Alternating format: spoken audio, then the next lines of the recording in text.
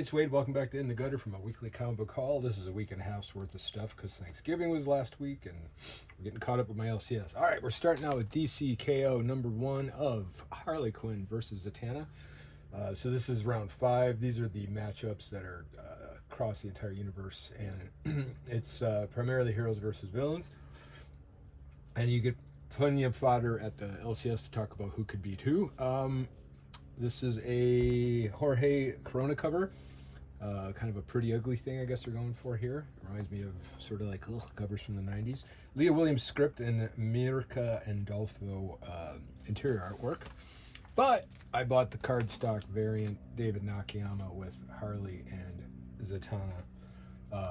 And the interior cover of this one is under there. So if you ever buy the cardstock variant, you get the A cover anyway, so you don't feel like you're missing out. Kind of cool. All right. Continuing with that, we have round 3, which is out of order. So this is KO number 1 of Wonder Woman versus Lobo. And this is Jorge Corona again with a Gillette Jones cover and 3 interior artists with Jason Howard, Carrie Nord, and Daniel Bayliss. Lobo and Wonder Woman going at it. The cover of the week, of course, Adam Hughes doing Black Cat number 5. This is a G. Willow Wilson script with Gleb Melnikoff interior artwork. Fantastic, just very, very nice. And I don't know, Adam Hughes' sense of humor is outstanding as well. Another nifty cover for all new Spider-Gwen Ghost Spider number 5. This is David Marquez, and it's a Stephanie Phillips script with Paolo Viganelli interior artwork. Kind of cool, cosmic stuff. Silk is in this one. And I believe it wraps up the storyline for Avengers 33 with Jed McKay. This is a Cafu cover and a Javier Pina interior artwork. I believe this is the last part of this storyline. Assuming the series is going to continue, or they're going to reboot it as a number 1. I don't know at this point. Real thick Moon Knight, Fist of Khonshu number 15, Jed McKay again. This one has a David Paratore cover and a Domenico Carbone interior artwork. Whoop, you know what? It's not that thick. There's another comic book stuff behind it. Look at that. Batman, Superman, World Finest, number 46, Dan Mora cover. Mark Waid script with Adrian Gutierrez interior artwork. This is fun. You got your Lex Luthor, you got your Joker, you got your Batman, you got your Superman sort of molding together. So it's kind of fun if you haven't been reading it. It's basically like a Batman Superman mashup, like a Batman Prime. It's just cool. It's got a new logo and everything. Super hip. All right, the final issue of the miniseries Artificial from Maria Lovett, Image Comics. This is all Maria. It's good stuff. What happens if you get an artificial sex robot and things don't go quite as planned? So, no spoilers. All right, EC Comics from the EC imprint from the Oni Press. Shiver Suspense Stories. This is volume 2, number 1. With a Dustin Weaver body parts being played as hockey cover. Kind of gross, but that's kind of the point.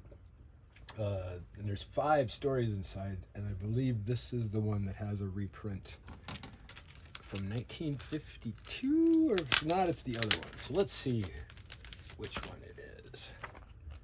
Yeah, this is the one. So it's got an original story called The Execution in this one. So these are kind of cool, because if you don't have all the EC reprints or $1 million to buy the originals, you can check these out periodically in the back of the anthologies. And this is another one, Catacomb of Torment. This is number 6.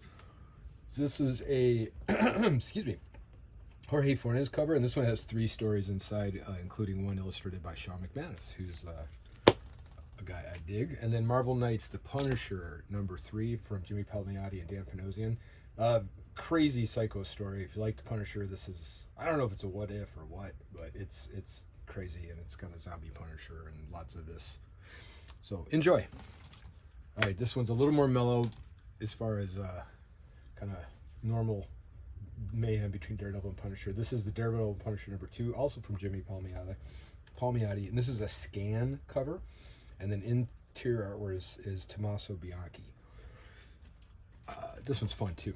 All right, I accidentally bought the nullified cover of Spider-Man and Wolverine. I have no idea why. I don't drink in previews, I guess. So this is a Nick Klein nullified variant cover, and a Mark Guggenheim script with Care Andrews interior artwork. This is number 8 in the series, so I'm not sure if this is an ongoing series now or a maxi series. But it's pretty cool. Spider-Man and Wolverine actually make a really good team up. So, and then we have from Oni Press, this is Crownsville, number 2. This is Rodney Barnes and Elia Bonetti.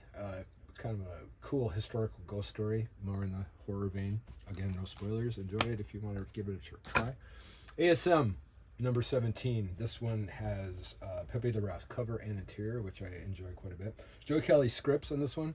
It's getting a little cosmic again, and I don't know who Spider-Man is and who Peter Parker is. It's just super confusing, but I guess they got to do what they've got to do. And then when you get sick of that kind of stuff, you go back to normal with stories like Amazing Spider-Man number 3 of Torn. And this is J. Michael Straczynski with Perez interiors. This is a Greg Land cover.